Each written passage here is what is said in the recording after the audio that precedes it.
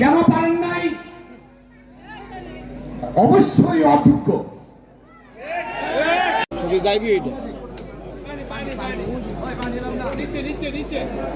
উপস্থিতিতে এই যে সংক্ষিপ্ত 1-2 মিনিটে আমি যে কথা, আমরা আজকের এই স্বাধীন মানচিত্র একটি লাল সবুজ পতাকা পেয়েছি।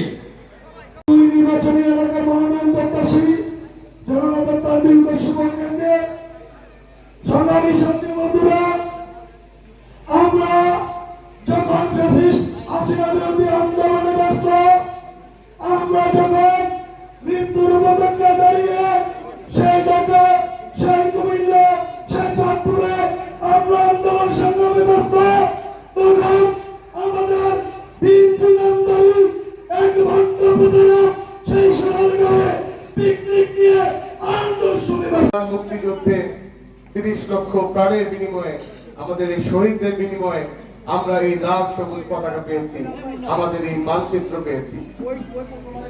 আমরা আমাদের এই শহীদ ভাই বোনদের প্রতি শ্রদ্ধা নিবেদন করি।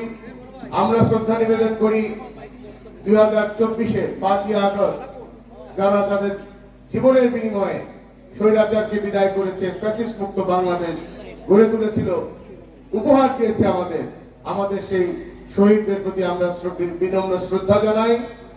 আমরা স্মরণ করতে চাই স্বাধীনতার মহান ঘোষক, আমাদের দলের প্রতিষ্ঠাতা শহীদ রাষ্ট্রপতি জিয়াউর রহমান সাহেবকে। সেই নমিনেশন পাই না কেন, আমরা বিশ্বাস করি আমাদের মধ্যে শীর্ষ পর্যায়ে অবশ্যই মনোনয়ন পরিবর্তন করবেন। আমরা তার সাথে থাকবো। কারণ এই লোকজন যাদের নাম বলেছি তারা মাটি ও মানুষের সাথে মিশেছিল।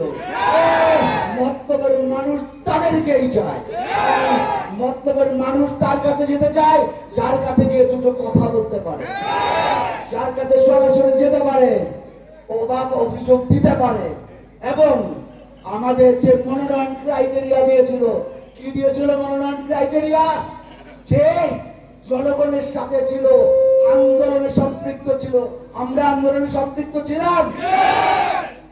আরেকটা ব্যাপার ছিল, সৎ হতে হবে। আমাদের কারো বিরুদ্ধে কোন ধরনের আর্থিক দুর্নীতি, চাঁদাবাজির অভিযোগ আছে? আরেকটা বলেছে জনপ্রিয় হতে হবে। আমাদের জনপ্রিয়তাকে আর বুঝাতে হবে? তাহলে আমরা সকল ক্রাইটেরিয়া ফুলফিল করি। মতলব হচ্ছে জাতীয়তাবাদের ঘাঁটি, বিএনপির ঘাঁটি, তারেক রহমানের ঘাঁটি। শুধুমাত্র টায়ে পাস অথবা এমন একজনকে নমিনেশন দিলাম যাতে জামাত সুবিধা পেয়ে যায়, সেই রাজনীতি আমরা বেঁচে থাকতে করতে পারি। বন্ধুরা, কারো মাও নাই, বাবা নাই, দাদা নাই, দাদি নাই, নানা নাই, নানি নাই, শ্বশুর শাশুড়ি। প্রিয় দুই নেতা প্রফেসর সালিম সাহেব এবং তানভীর হুদা সাহেবের শুভ আগমন উপলক্ষে